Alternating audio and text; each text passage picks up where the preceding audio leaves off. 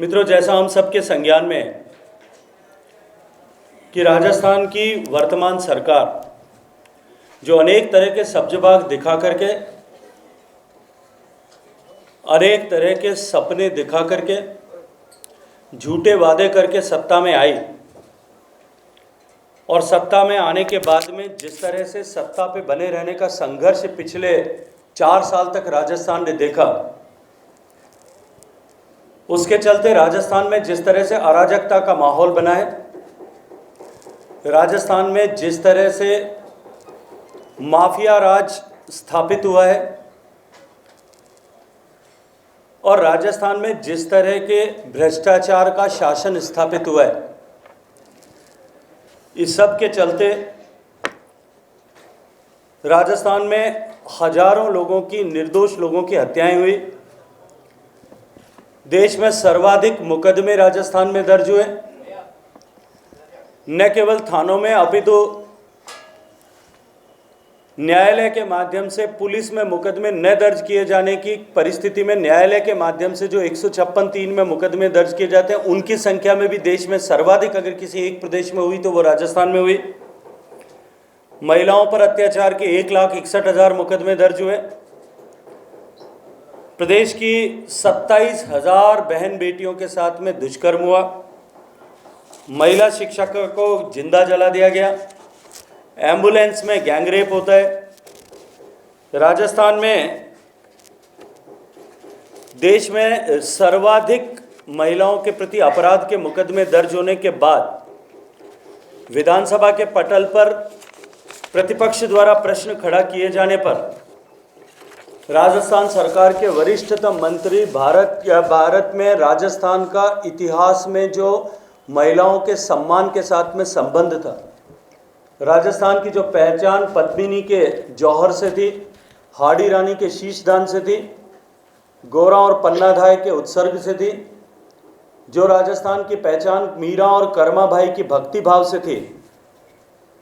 राजस्थान जो महिलाओं के सम्मान के लिए राजस्थान के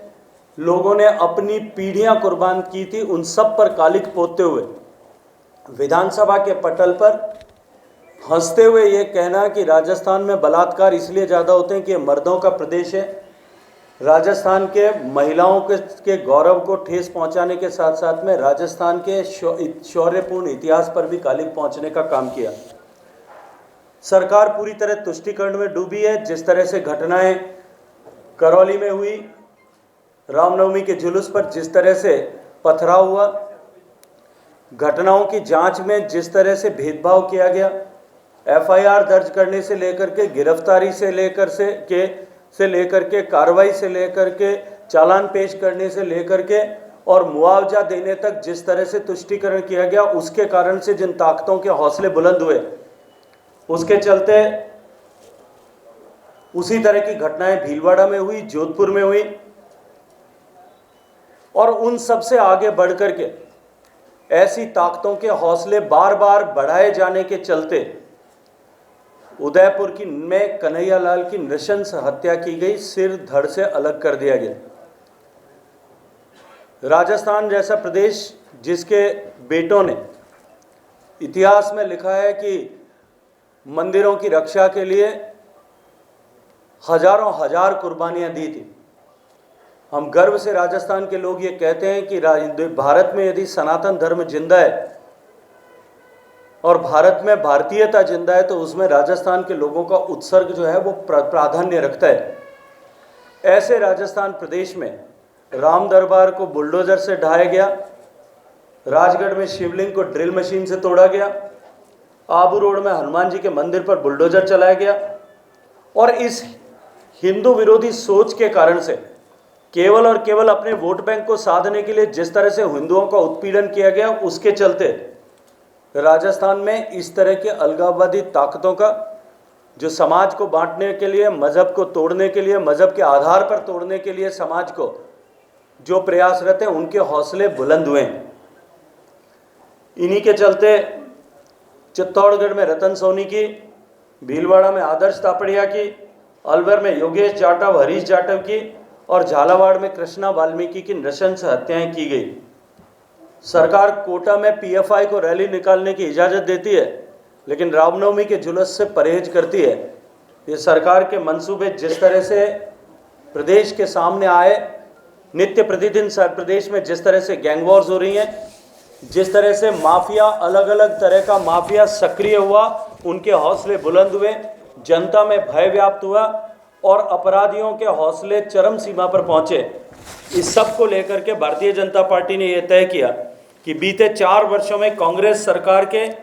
इस जंगल राज, भ्रष्टाचार और कुशासन के कारण से जो जनता की पीड़ा है, सामान्यतः सरकारों के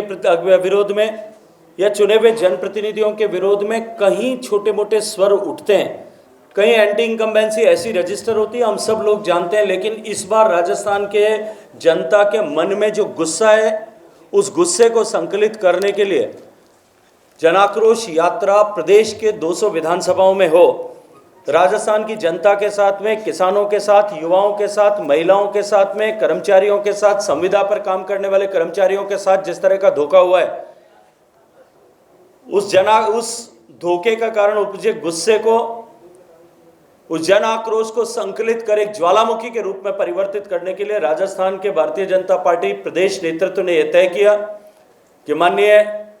प्रदेश अध्यक्ष डॉक्टर सतीश पूनिया जी के नेतृत्व में हम राजस्थान में जन आक्रोश यात्रा का संचालन करेंगे। राजस्थान में जन आक्रोश यात्रा, जैसा हम सबको जानकारी है कि 1 तारीख को माननीय राष्ट्रीय अध्यक्ष जी की उपस्थिति में प्रारंभ हुई और यहाँ से जो प्रतीकात्मक रूप से